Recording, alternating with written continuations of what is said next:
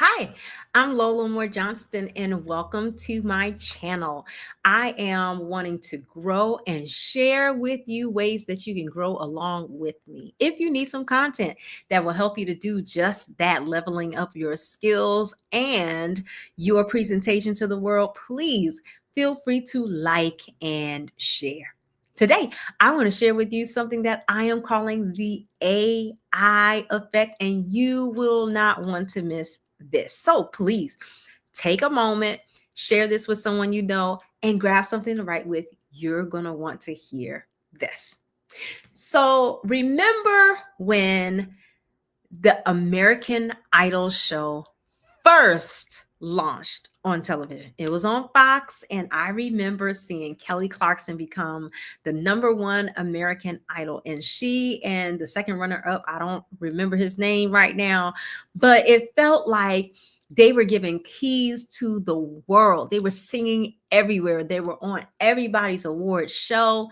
I assumed that they were millionaires. They had the life that I wanted. And from that first season of American Idol, I began my quest to be discovered. That term discovered is essentially allowing someone or being in an experience where someone who has power and resources sees that you have the stuff and is willing to put their power and resources behind you. And man, in 2003, did I put myself together and get a sleeping bag and march myself down to the Orlando Convention Center because American Idol was in town. They were looking for singers, and of course, they were going to select me, of course. And so when I walked into the convention center, I was shocked. I was amazed at how many other people had made that same trek with me. And roughly 30,000 young people crammed themselves into the Orlando Convention Center, all with the expectation that we would be discovered. The next morning, after I had put on my makeup and made sure that I looked good and everything like that, to stand in front of executives, we were put in this little circle, and 5 people were given a few seconds to sing something. And I thought I did well, but the executive cut me off quickly, rolled his eyes, and moved on to the next person without another look. I was dismissed and it was over. I was not going to be American Idol. I had not been discovered. And you know, that thing worked on me for a very long time because, of course, my voice was amazing. Of course, my gift was real. Why is it that this executive didn't see what I saw? And because the executive had rejected my gift, then I believed that my gift was not good. And I then started about a 10-year period of hiding my gift from the world. So when I talk about the AI effect, I'm talking about the American Idol effect that has put in every one of our hearts here in the United States the desire to be discovered. In 2025, being discovered may not be the result of sitting in an American Idol audition line. It may be putting clips and contents online, waiting for it to go viral, to surpass 1,000 views, to begin to monetize, and to have an entire year's salary downloaded to you from YouTube, from Meta, every month or every year. We have in our minds a picture of success that few people ever surpass. Being able to become rich from what we do. So many of us find ourselves in this quiet desperation, desiring to be discovered, to go viral. And when we do not go viral or do not find that we are discovered quickly enough, we go into either a light or a deep feeling of depression. a belief that we're not very good, and a feeling that we are now resigned to be regular. If that makes sense to you, would you put a 1 in the chat if you're watching live? If you're watching a replay, do the same thing. If you find yourself sometime desiring to go viral, to be discovered, to have somebody big place you on television, to somehow surpass the normalcy of life in order to do what you love in a way that makes you rich.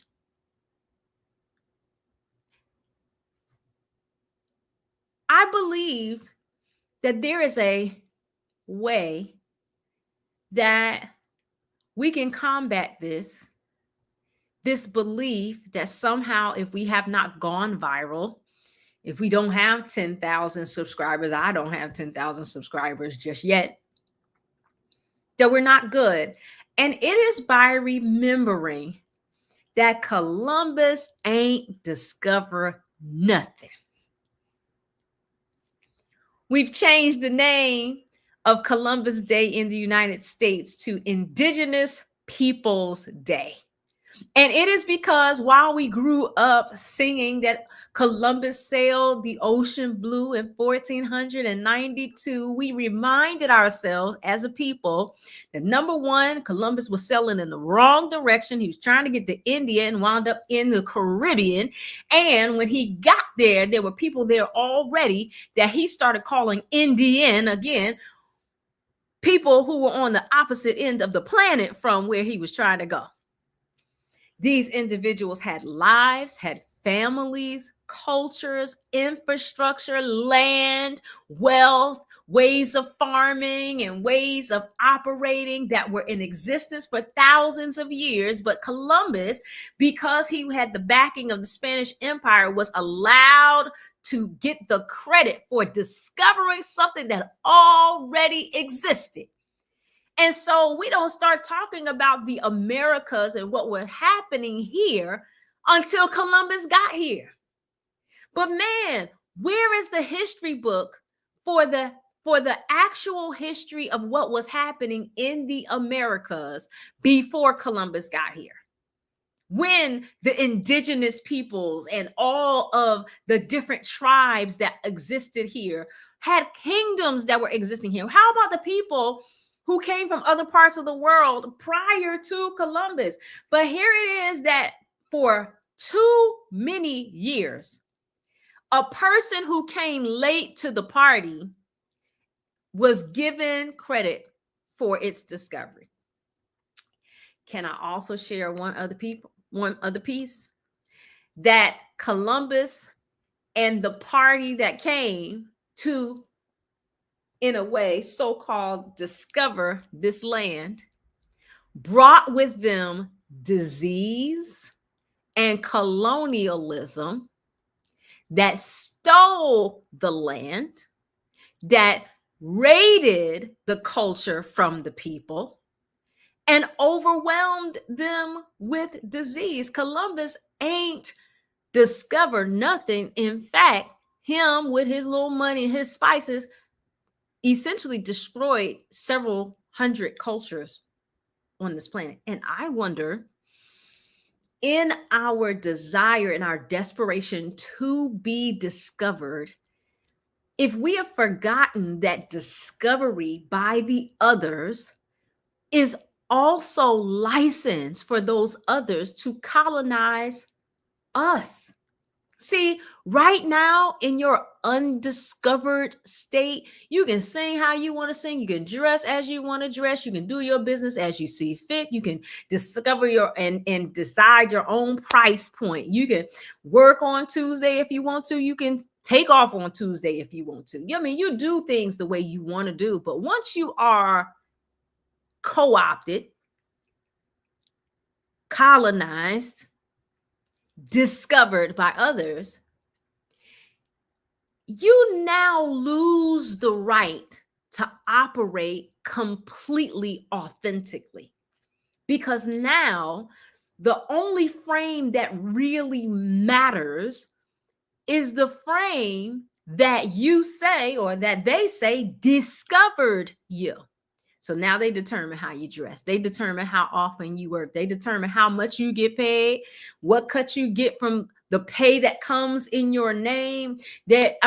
Several people with accountants and stylists and speech and eloquists and all of this stuff coming to pilfer the things that you work so hard for because you were discovered by them.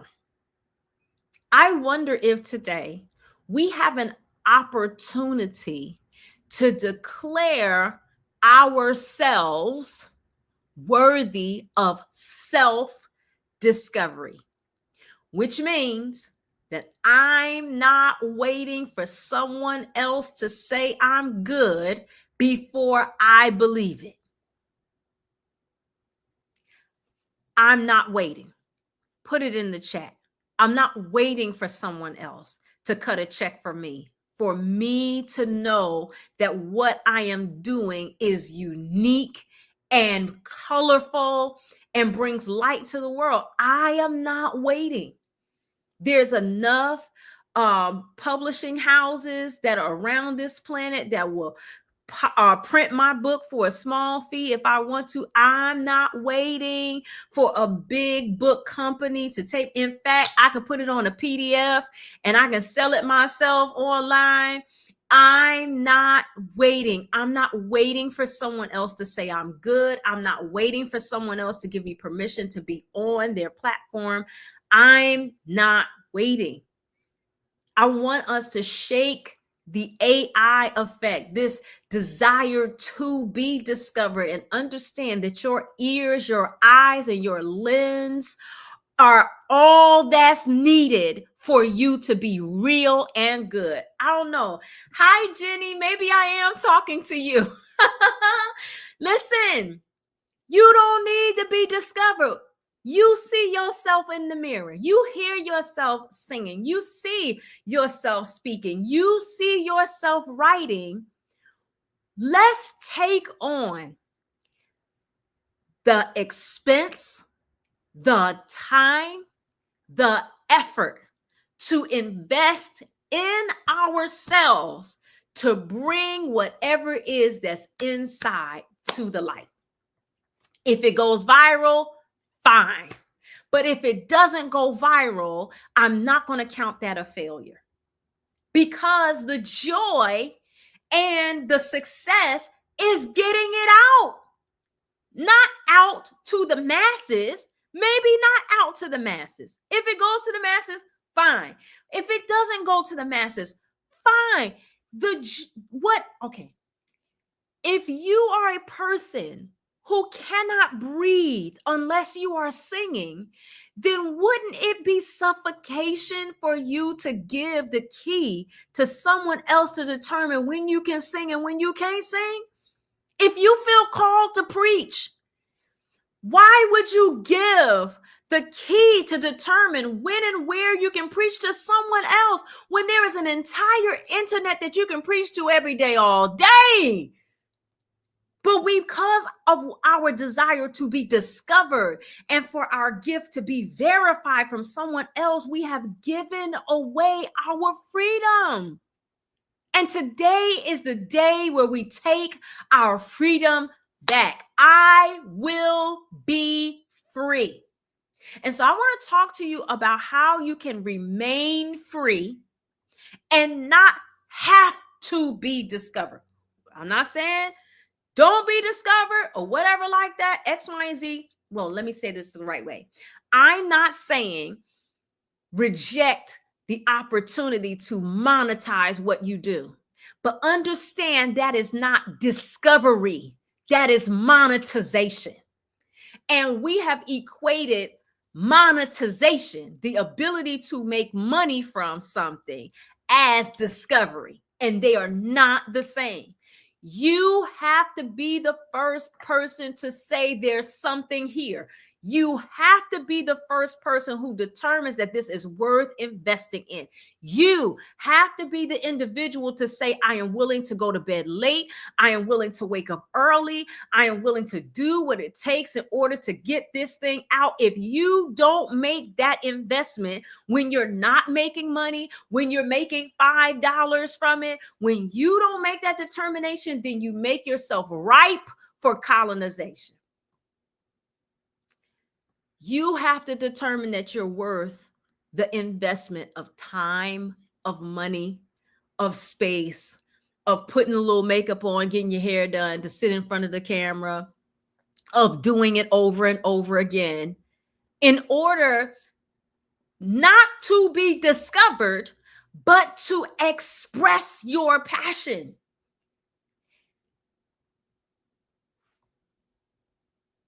I can't breathe if I'm not preaching and I'm not singing. But I have too often given away the keys to my breathing to those who would want to exploit my singing and my preaching. So now I'm just saying, listen, I'm gonna just sing and preach to the internet. Sing and preach to y'all because I can't breathe if I don't. And I'll leave going viral to God. I'll leave, monetizing it to God. If it's supposed to go viral, if I'm supposed to have 100,000 subscribers or 1,000,000 subscribers, I'm gonna leave it to God. I'm gonna just be faithful with what I have and allow God to do the rest. So if you're watching live or the replay, can you put in the chat a pledge with me? I will be faithful. I will be faithful. I will be faithful. It means that I'm doing it because it's a part of me, not because I'm trying to go viral. I'm doing it because it's a part of me, not because I need $1 million.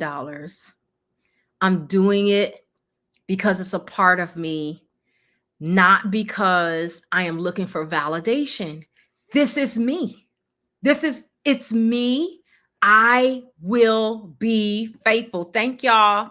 Thank y'all. Me making this live right now is me being faithful, because I had to come to a place where I stopped judging myself based upon how much money something was making. That's depressing. It's depressing to look and put your whole heart and soul in something and equating success with money and seeing that you only got $7 from it. Oh my God, it is the worst feeling.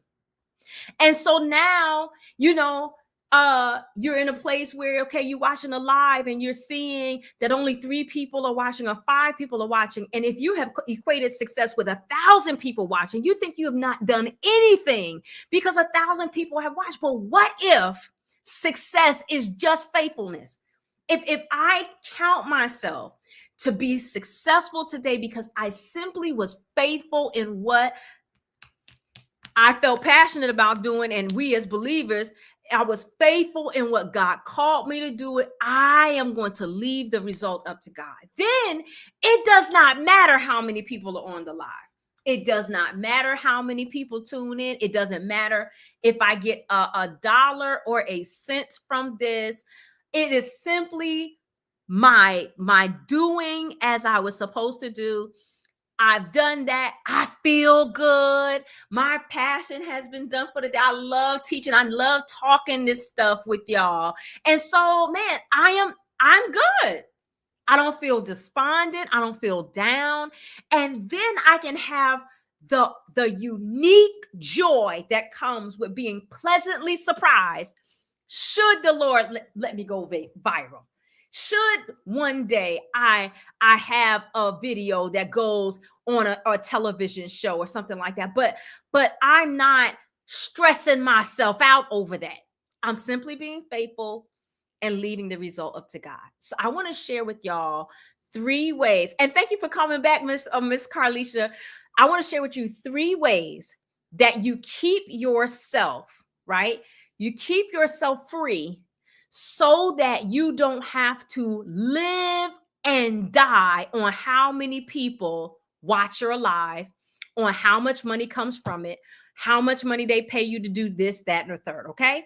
3 things, and then I'm going to get out your way. Whew, and thank y'all so much for being on. The first thing I'm going to ask you to do is to find a regular, ethical, and moral way to make money. Get a job.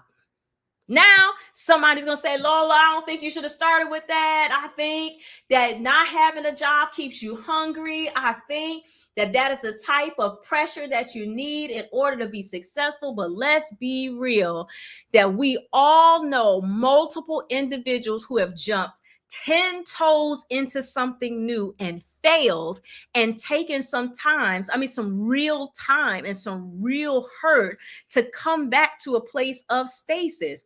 So watch this. If you have a way that you are already supplying for your family, you are already making money, now you can do what you feel passionate about without the pressure for this thing to succeed. So if it takes a little longer than you thought it would, if things are a little slower than maybe you thought it might, if you have to, go back to the drawing board and rework this thing, or to do some more research as to how you should present it, you now can do all of that and take as much time as you need because you have a job. Yeah. We've already put on the shelf that you're going to be faithful, that faithfulness is success, that I'm just going to be faithful in sharing with the world what it is that I have.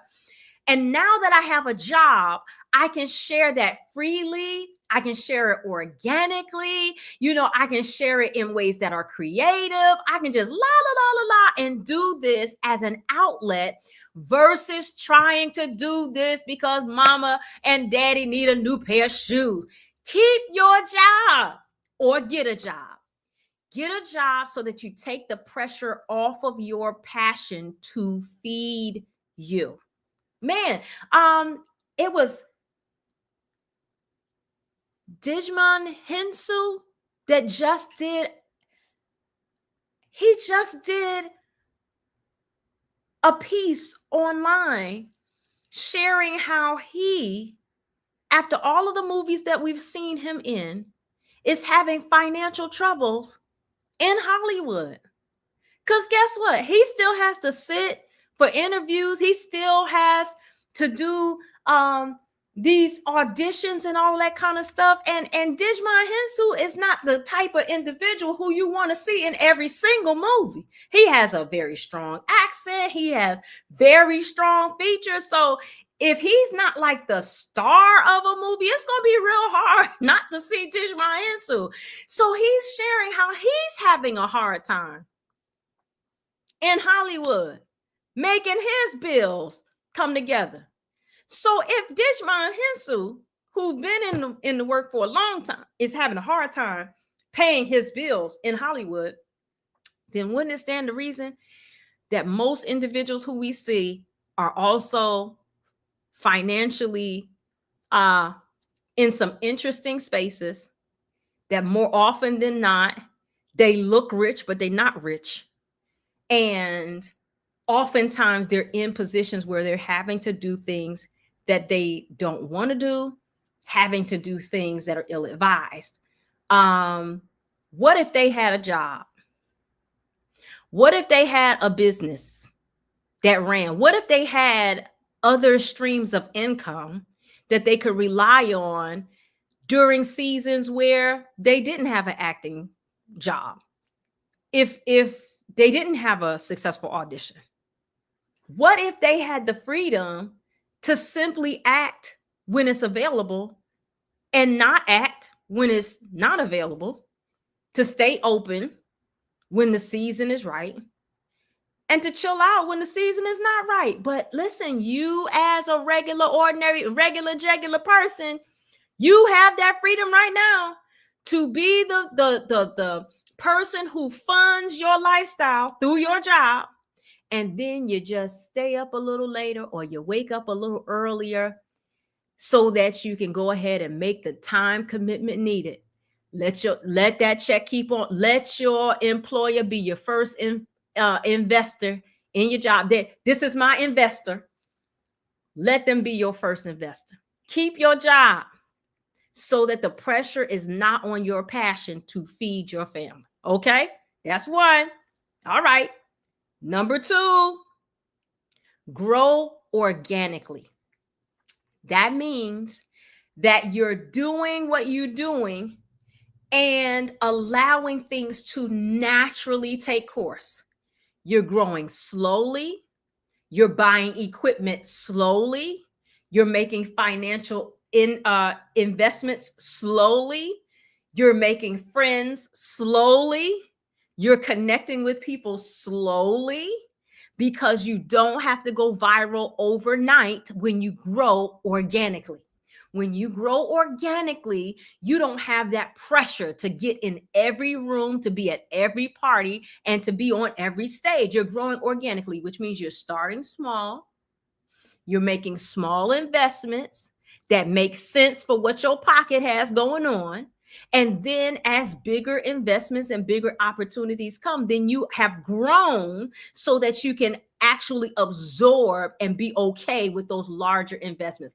And I'm telling you, some of the stuff that we have seen in the news about individuals who have found themselves in rooms and in spaces with people where they ought not have been is because they wanted to grow fast. They wanted to be GMO. But let me tell you, things that grow fast die fast too.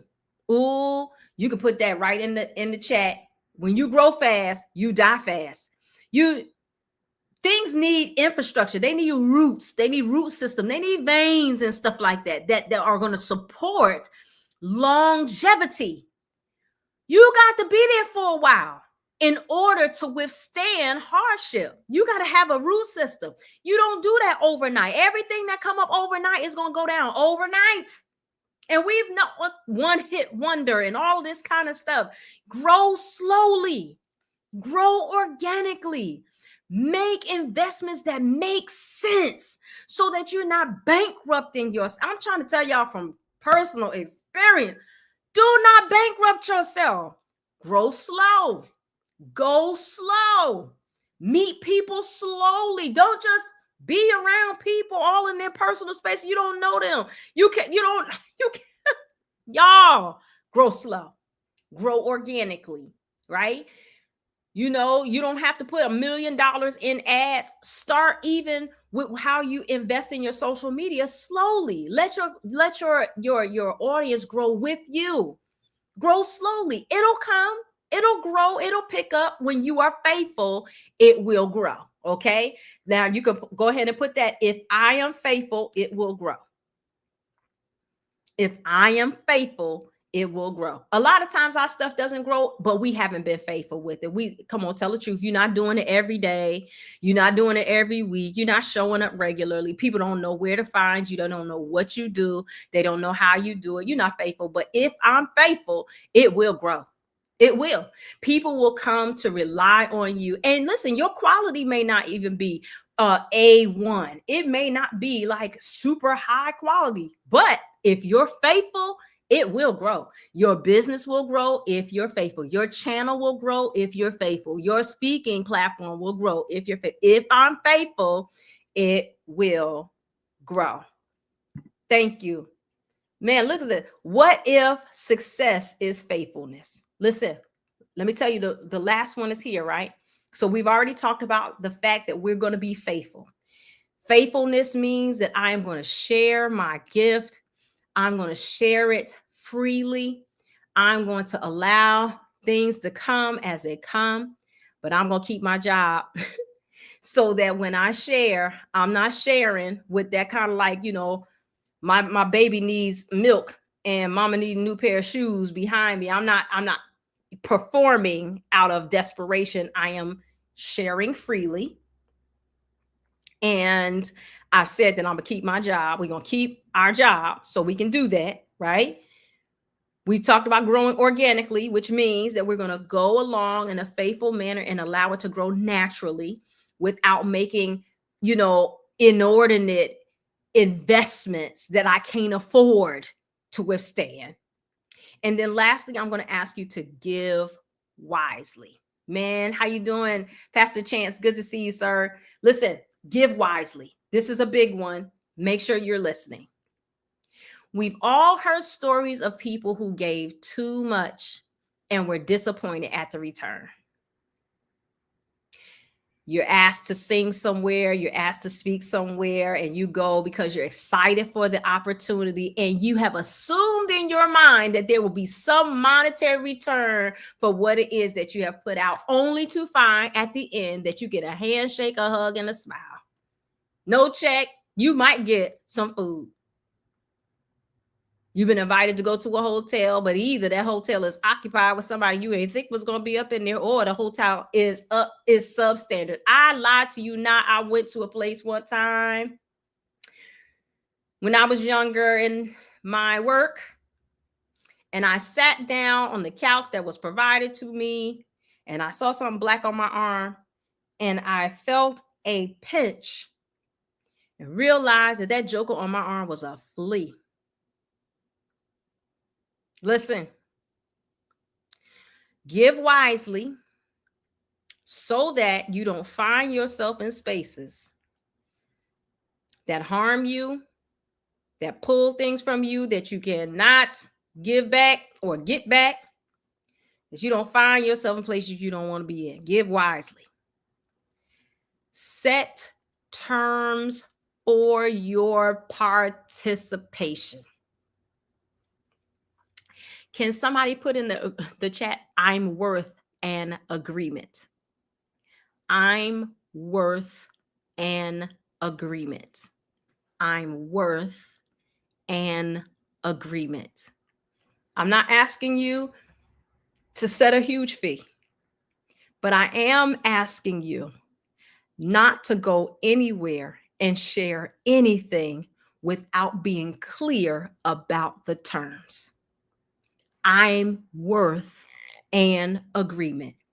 If all they can give you is $5 and a piece of chicken, and you choose to go for $5 and a piece of chicken because your job is paying you enough where you don't mind, the chicken is good, you can take the $5 and get you something, get you something from what y'all like, that ice from what's the face, the place. You just want to buy some ice and have a piece of chicken, then that's fine. But you are worth an agreement.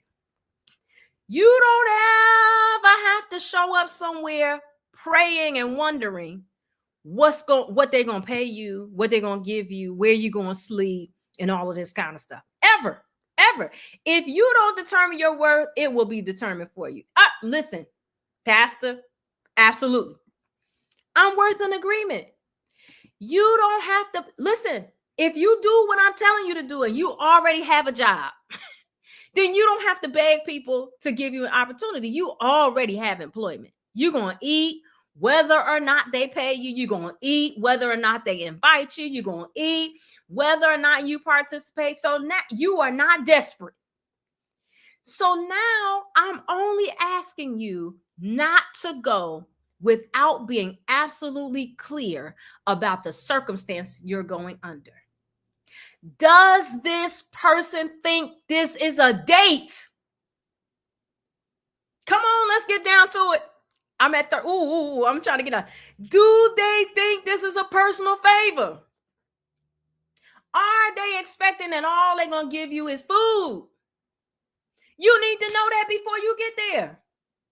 And you deserve the opportunity to say, yes, I will do it for a piece of chicken, or no, I will not. I cannot do that for a piece of chicken. You are worth an agreement. It may not be $1 million agreement, but you're worth an agreement. And I'm asking you to operate outside of a place of desperation. I'm asking you not to operate in desperation so that you're always in a position where you can say, I cannot do it for that. Okay? Y'all, if y'all agree with me, y'all okay with me? I see there's some people like, can you just put one in the chat? If you know right now you're worth an agreement, it might not be a $7,000 agreement, but you're worth an agreement. Somebody needs to tell me something about where I'm staying before I go. Okay. I need to know how I'm getting there. Oh man, I just had an experience. I'm telling you, I had an experience where my husband and I were agreeing to go to one country. But when the travel arrangement were being made, I kept hearing a location in another country. And as I was thinking, I was like, well, this country and that country, they don't border each other. So why are you talking about that country? So I said, well, so I started asking questions. Excuse me, why are we talking about going to that country when our agreement was in this country? And do you know that that entity had completely shifted the country that I was going to without talking to me? They didn't ask me if I was okay going to the country that they was about to take me to. What? And I promise you that if I had not done the work, that I would have went on and got on that plane to a place that I had not agreed to go without understanding what it is that I was going to do if I was operating in desperation. But because I have a job, because I'm growing organically, and I ain't trying to feed a baby, and I don't need to buy my husband got enough shoes for 2 men. I can say, you know what? This don't sound right. I'm sorry. I can't go. I can't go. Simply because you told me I was going to that country, y'all, off this continent. I was supposed to go to that country, and they was about to buy me a ticket to another country and did not think they needed to talk to me about it. What? Ooh, don't you think you pastors, I need to say it how I need to say it. Don't you think somebody needs to talk to you about the fact that they think that you're supposed to sleep with them for this opportunity? Don't you think that needs to be a conversation? Don't you think that somebody needs to release the information to you that they think that access to your body should be part of this agreement? What? But you showing up happy, just happy to be there, not knowing that you on the menu, baby. You need an agreement. You worth an agreement. And we need to stop going places and rendering services without an agreement. It needs to be abundantly clear to you and to the other person what they are asking you to do, how you are getting to and from where those services are being rendered, and whether or not payment will be rendered and how much that payment is. What you need me to do? Don't invite me to preach one sermon and you expecting a week. I just had somebody who asked me to preach and they told me exactly what they wanted me to do. I have to think and pray about that. Woo! What do you want me to do? Where am I doing this? And how am I getting there and back? Will there be payment involved in this, and how much? And only after you have gotten those pieces of information should you even begin to consider whether or not you will be a part. You may be, wealthy enough not to need payment, but you need to know what they need you to do. And you need to know where it is and how you getting there.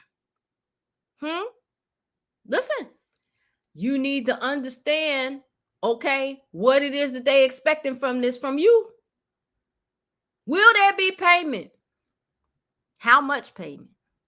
Listen, trying to tell y'all, when you get away from desperation, then you can begin to use wisdom and stay unscathed out here in these discovery streets, because discovery means colonization. If you let somebody discover you, then you're giving permission for them to colonize you. The person who believes they discovered you, they believe they can tell you what to wear, how to wear it, what to do, what to say, how to say it, where to say it. I'm telling y'all. But when you determine that you discovered yourself, that you and God had this conversation about what it is that's down on the inside of you, that is real, that is relevant, that is something that God is asking you to do in the earth, then watch this, you stay away from desperation. And you put yourself in a position where you determine you are worth an agreement. You are worthy of funding your own stuff. You're worthy of growing slowly and calmly, and you can give wisely. Hey, I'm so glad that listen, I'm so glad that you're here. I'm trying something new. I'm trying to put out content. If you think that this is content that you enjoy, that somebody else needs to hear, please feel free to share it. Man, I'm so grateful for your time, and I look forward to sharing with you again. You can subscribe here to hear any point in time that I'm sharing new content. I'm trying to do at least another piece of content every weekday for the next quarter or so. And so tune in. God bless you. This is a Friday. I worship on Saturdays. And so to those who are preparing to receive the Sabbath, happy Sabbath to you, to my friends, please. Y'all stay free, okay? Don't wait to be discovered. Discover yourself. And when you discover yourself, then you determine that you are worthy of every good and perfect thing that God has for you. Y'all have a wonderful weekend, and we'll see you again soon. Bye. Let's bloom together. See y'all at the top.